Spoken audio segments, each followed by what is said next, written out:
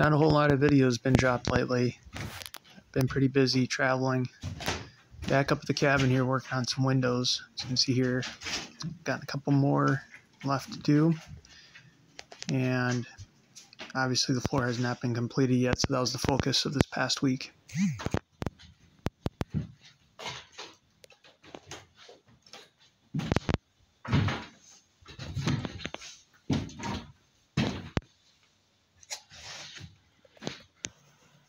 Now, these windows do have a pretty good gap behind them, which I'm trying to avoid by cutting into the logs on the next couple windows. Now, obviously, here's one of the big interruptions. Family needed some help during harvest. It was in the 80s. So for a weekend, I went out and drove truck. It's kind of a nice break from the norm. Especially not too bad when it's 80, 85 degrees out in Wisconsin in late September.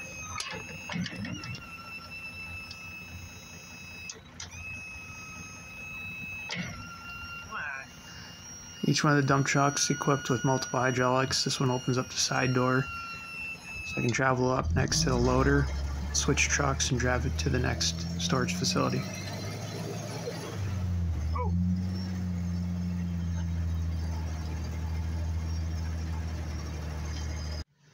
And here we are at one of the sorting areas. There's multiple barns or storage sheds for potatoes are kept over the winter. And here's the grading line. It takes about 15 minutes to unload. And unfortunately, every once in a while, get a breakdown. Glad this wasn't me. Here's just a quick pic of one of the diggers loading up the truck that I'm waiting for. But overall, it was a pretty nice weekend out. Temperature is great. Rained a little bit. But other than that, got a couple 100 acres done.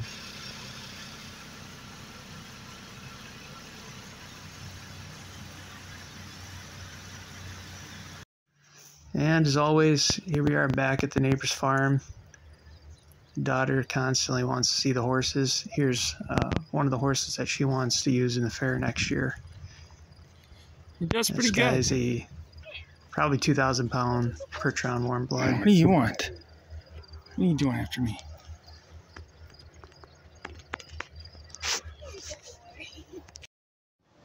Alright, so here's what I was talking about earlier. Cutting out some of the logs to get a tighter fit. It looks really nice. It is a lot of work to do this. But I think in the long run, when the wood starts shrinking, it's going to look a lot better. So part I've been dreading, the floor. I put in a couple braces here, but ultimately secured some foil bubble wrap to the bottom. Had to crawl the entire building several times while someone helped me get this on there and just stapled each one up. It was a horrible project, but it needed to be done. Then we put some R19 insulation down, followed with 1/2-inch OSB. I should have gone thicker on the OSB, but I am going to put some 1/2-inch flooring on top of this.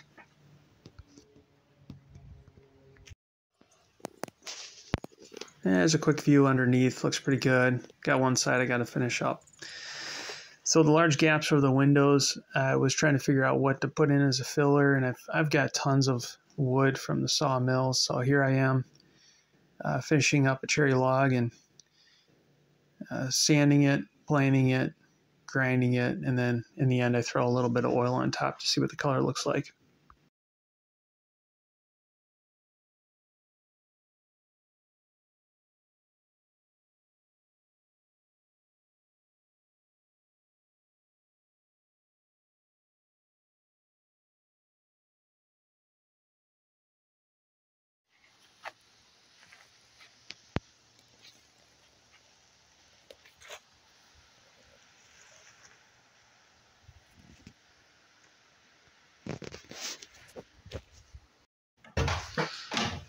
And you're just slapping them up there. A few screws in here. These will get secured a little bit better down the road. And the insulation will be done from the outside, which is why I'm not messing with it right now. It's probably something I'll do over the winter. I can't do any chinking or staining. So temperature up here is well below 50 now. I think it was 38 last night.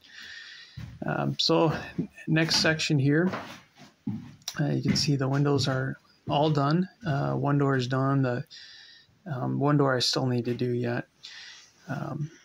But But we've moved on to working on the second floor, which is in the next scene.